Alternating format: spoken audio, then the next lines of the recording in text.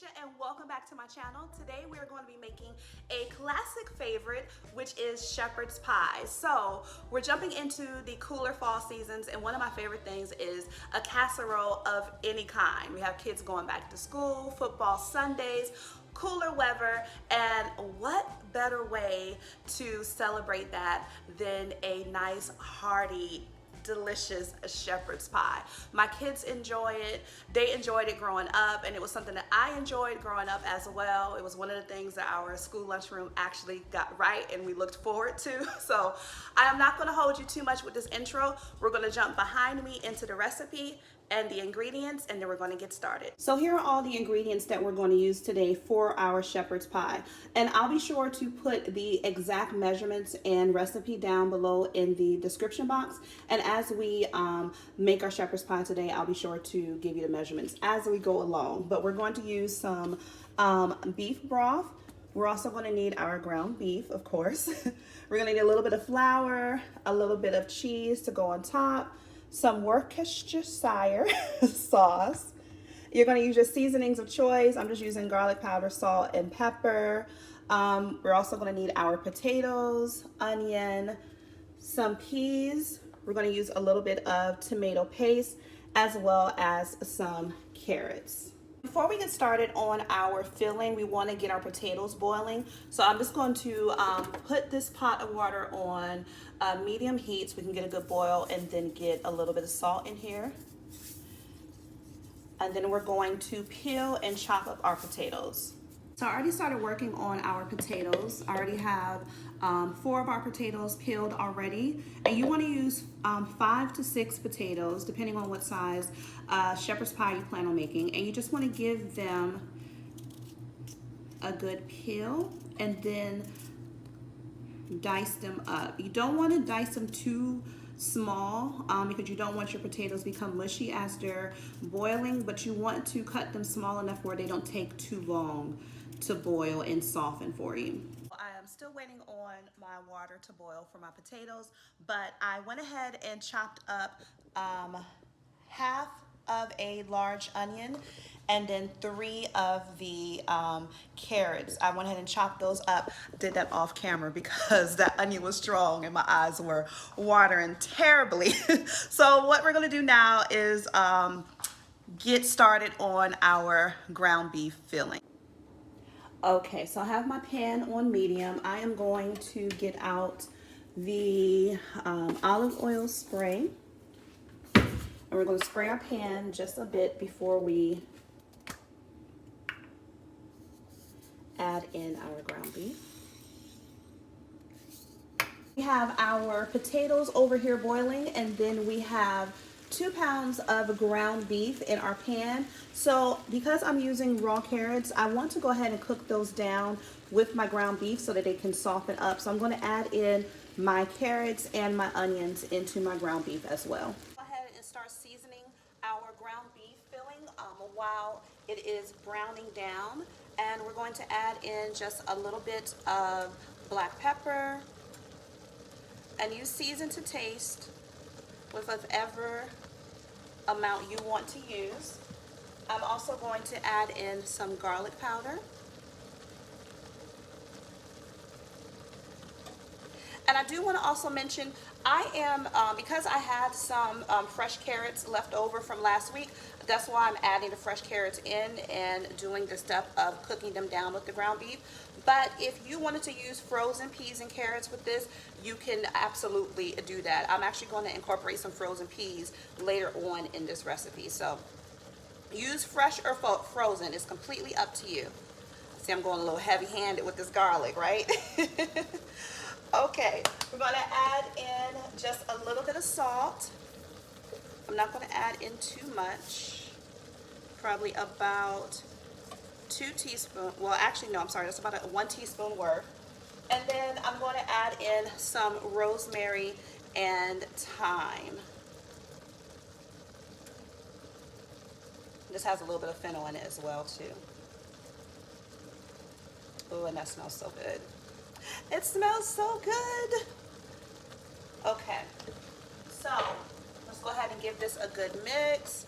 And like I said, we're just gonna cook this down until our ground beef is browned and cooked all the way through, and until our carrots have softened and our onions become translucent. What I'm gonna do now is add in a little bit of Worcestershire sauce. Oh, and I guess I should have taken off this is a fresh bottle. Hang on.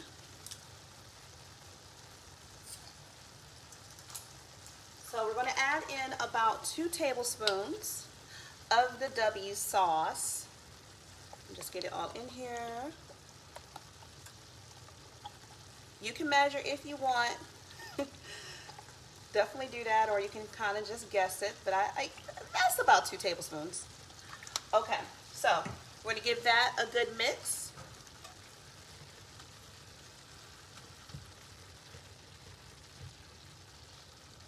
Let that cook through, and then up next what we're going to add in is our flour, because we need this to actually start to make a bit of a gravy for the bottom of our shepherd's pie. All right, so that is looking and smelling good. Let me go ahead and add in 2 tablespoons of flour. Okay, so let's go ahead and sprinkle over 2 tablespoons of flour. And don't worry, we're going to mix this in good. And then what we're also going to add in is 2 tablespoons of tomato paste. So far we have 2 tablespoons of Worcestershire, 2 tablespoons of flour, and 2 tablespoons of tomato paste.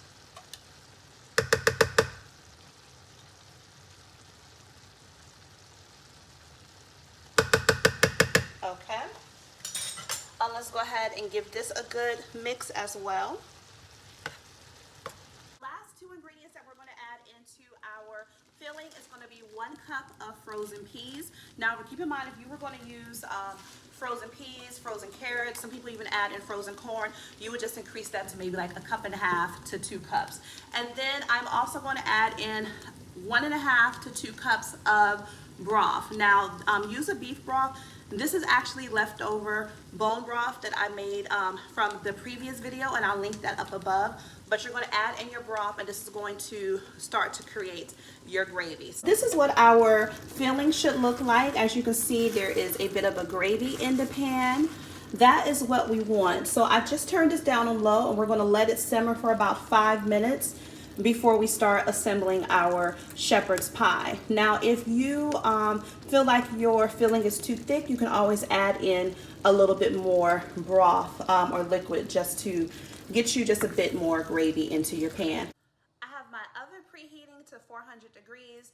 Our ground beef mixture is off and set aside. I let that go for 5 minutes on simmer, and now it's ready to go. And then our potatoes are ready to be mashed. But I wanted to just take a quick minute, and just say thank you guys so much for being so supportive and continuing to watch.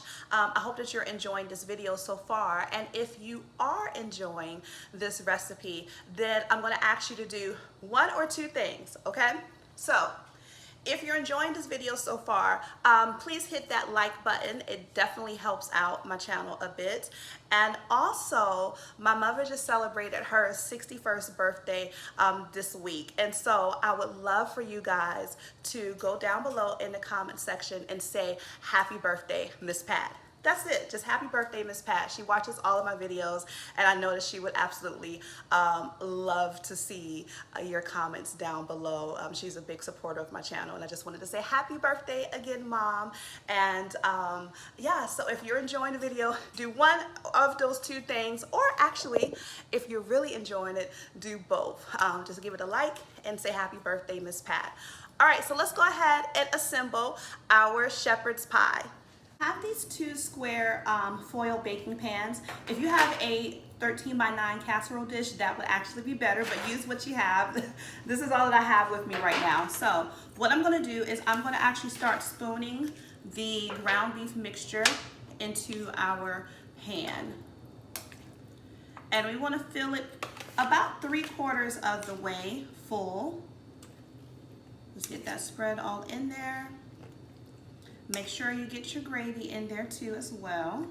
For my mashed potatoes, I did not do those on camera, but very, very simple. You're just going to boil your potatoes until they are fork tender, and then you're going to drain them, pop them back into a bowl, add in about a half a stick of butter, salt and pepper to your taste. You can add in some chives, sour cream, and just a little bit of milk of your choice just to loosen it up, or broth, and then just whip it.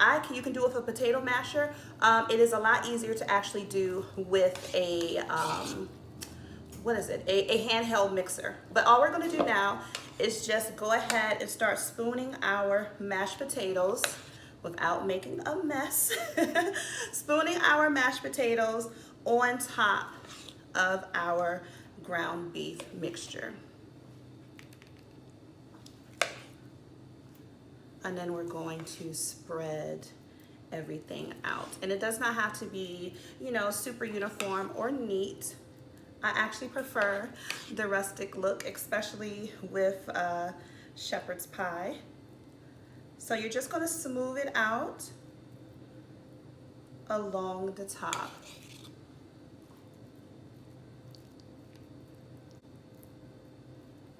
And then what I'm going to do is just top it with just a little bit of this cheese. Just, you know, just because, right?